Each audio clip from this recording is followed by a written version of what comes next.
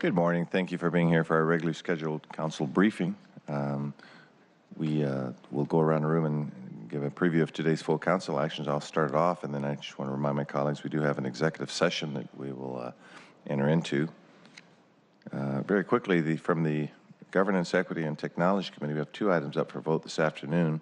The first one is, you've heard me talk about both of these matters for a while, is the establishment of the Business Improvement Area, or the BIA, in south of downtown, the Soto area.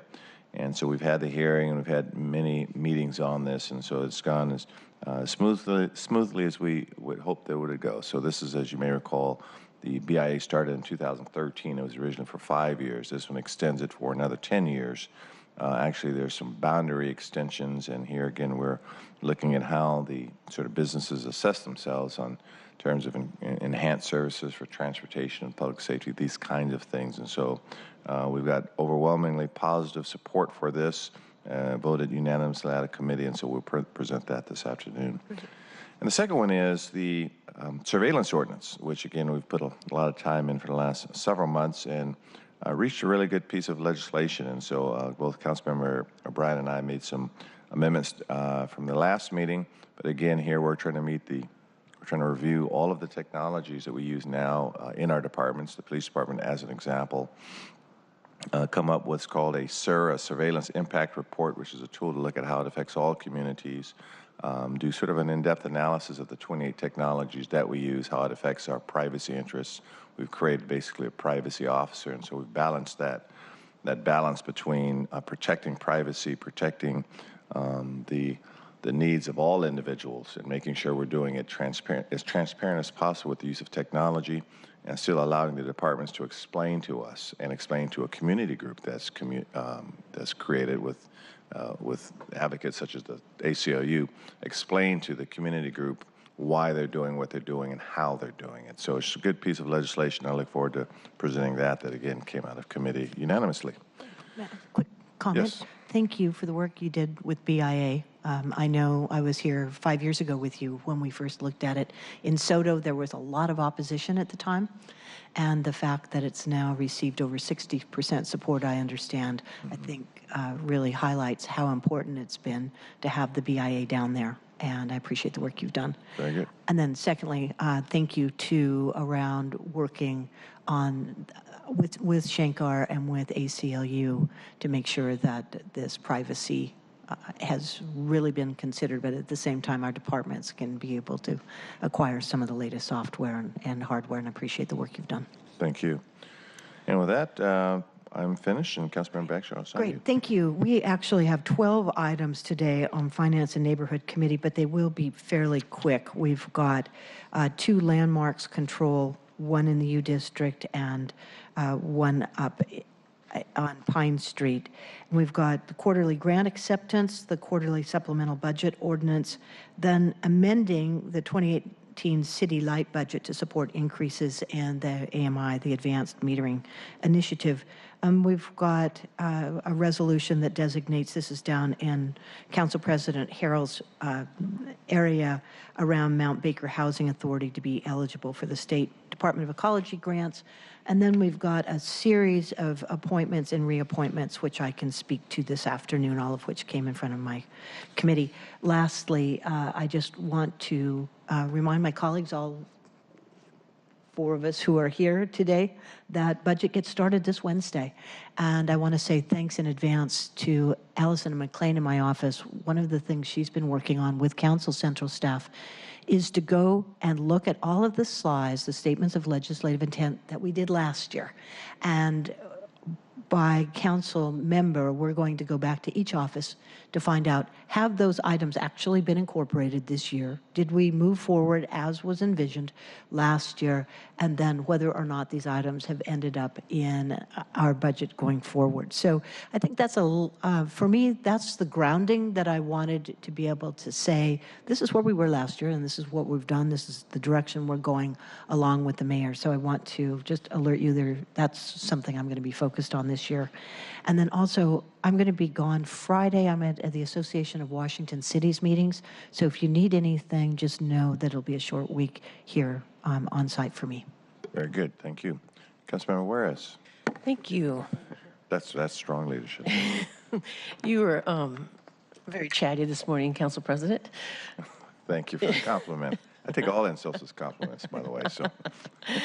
There are 2 items that have been briefed and discussed in the Civic Development, Public Assets, and Native Communities Committee. Because of minor technical errors, one will be recommended for a full council vote today, and the other recommended for a full council vote next week.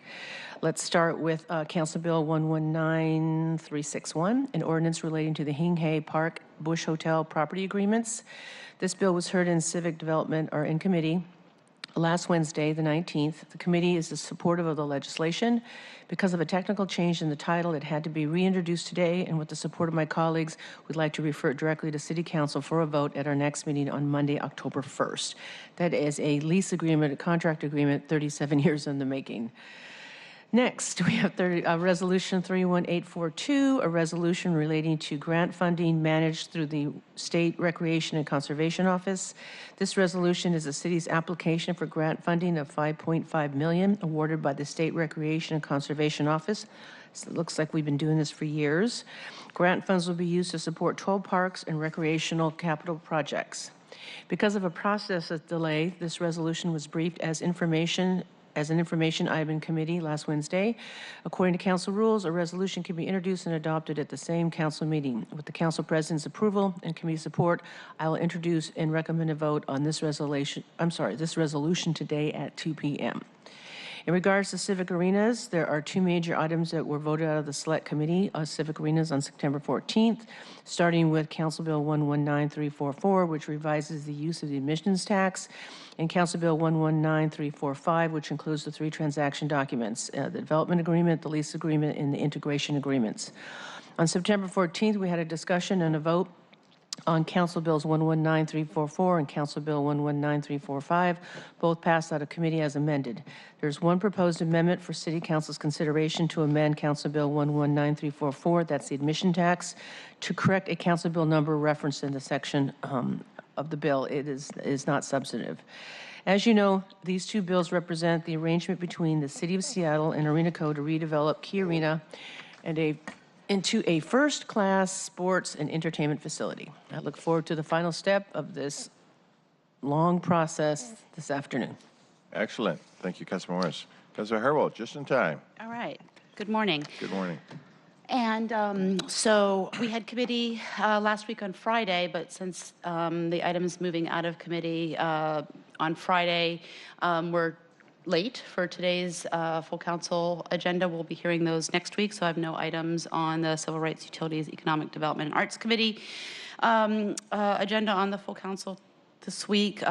Committee does not meet this week. And the only other 2 things I wanted to highlight is we have 2 presentations at full council today. One is a proclamation honoring the Seattle Symphony for being named Orchestra of the Year for 2018. So we'll be presenting the Seattle Symphony with a proclamation at today's full council meeting. I'll be circulating that for signatures. In addition, like we do, maybe not every year, but many years, we also have a proclamation honoring and observing Diaper Awareness Week.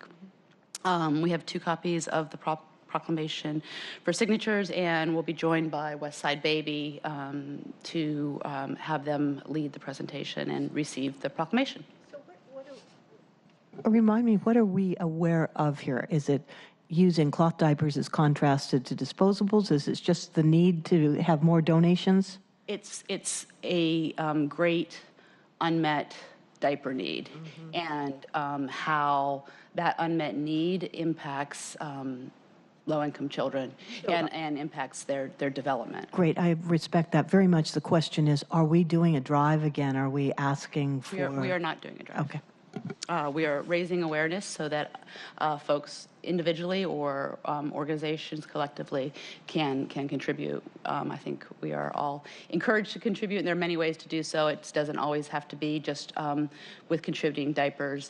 They also accept donations of formula, toys, and also bodies to volunteer at Westside Baby. So So, and then the only other thing I wanted to mention is this week on Tuesday, there will be an LGBTQ senior housing report that will be coming out of some community-based organizations. And you may recall that this is another need that we have highlighted here, both in putting the housing levy on the ballot. We identified this as a need. Seattle is one of the only major cities in the nation that does not have senior housing for LGBTQ populations. And so again, this report will be highlighting the need for housing for LGBTQ seniors, as well as some ideas for meeting that need. And that's all I have for today. Very good. Councilmember Johnson. Good morning, all. We've got a couple of things on today's full council agenda. Legislation related to curb ramp requirements, which will result in us getting a lot closer to meeting our city's ADA goals and objectives. It's going to ask developers to build more curb ramps. We also have a vote today on design guidelines in the South Lake Union neighborhood, an extension on the moratorium of certain land uses in the Aurora-Licton Springs Urban Village, aka A-Love, and a resolution related to the UW Major Institution Master Plan. So I'll remind my colleagues that that is a quasi-judicial matter, and so when we're together today at 2 o'clock, we will be prohibited from hearing any public testimony related to that resolution. The resolution, as you may remember, is the first action that the council takes in relationship to the growth plan submitted to the city by the University of Washington. That resolution then goes to the parties of record for comment. The parties of record there include both the UW Board of Regents, as well as those who have appealed the decision and our own Department of Construction and Inspections. They then report back to us additional findings, and we use the reporting back process to formulate a final ordinance, which will be likely sometime after the first of the year. In addition to those votes, I'm bringing forward a companion resolution to Councilmember Juarez's excellent work related to the key arena process. And that companion resolution really is about planned transportation projects in the Uptown neighborhood and the connection between those projects and the arena access management plan. Really about how we are going to pay for those projects, the timeline of those projects, and who pays for what when. So a lot of good work going into that. I know several of my colleagues may have seen a final draft late last week and may also be bringing forward amendments as well, which I look forward to that and supporting those discussions. We do have one item on introduction and referral as well, and that's University District Neighborhood Design Guidelines. That is our attempt to help make sure that those are easily accessible for folks who've been asking questions about the update to the neighborhood design guidelines in the U District. But because of that quasi-judicial matter with the UW MIMP, we decided to hold off discussions of the University District design guidelines until after the MIMP discussions were completed, because it would be really hard for us to convince people to show up and not say something about one and say something about the other. So those are the items up for discussion and as part of introduction and referral today. We don't have any committee discussions, obviously, until post-budget. And after budget, we'll have a lot of work to do, both on the city's mandatory housing affordability issues as well as our usual pleasant work. Very good. That's it for me, boss. Councilmember Bryan. Thank you very much. I'm going to go ahead and start with a proposed amendment to Councilmember Johnson's resolution around the arena and the transportation report. Thank you. First of all, Councilmember Johnson, I appreciate your work on the resolution, and I continue to work with both advocates and Department of Transportation to get some language right, and we weren't able to get it ready in time, but this, I believe, is posted with the agenda today, too. It basically does a couple things. The environmental impact statement and the master use permit have some requirements for the project to build some bike facilities adjacent to the arena. As you can expect, the or imagine the community was hoping for a much broader set of investments that aren't there, but I believe we went as far as we could with the MUP and the EIS.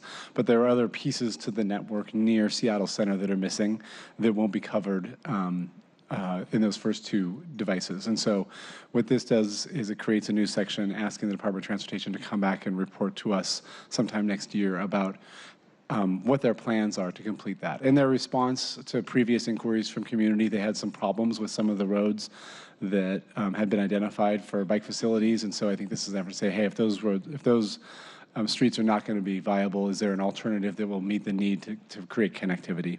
And this also puts a little more language about report backs between now and when the arena opens on the ongoing work to, we know we have this transportation plan, the AMP, that will continue to evolve over time, and it's a way to incorporate the community, make sure they have some feedback in that process as that evolves over time. That amendment looks great, Councilmember O'Brien. Yeah. Thanks, Councilmember Johnson. Councilmember O'Brien, thank you. That section 3, that really puts a focus on identifying the gaps for the bicycle connections. I really appreciate that. Any support that you need from me as we're going forward, this is something very important, but also it's in my district. I want to make sure that this gets done this year. Absolutely.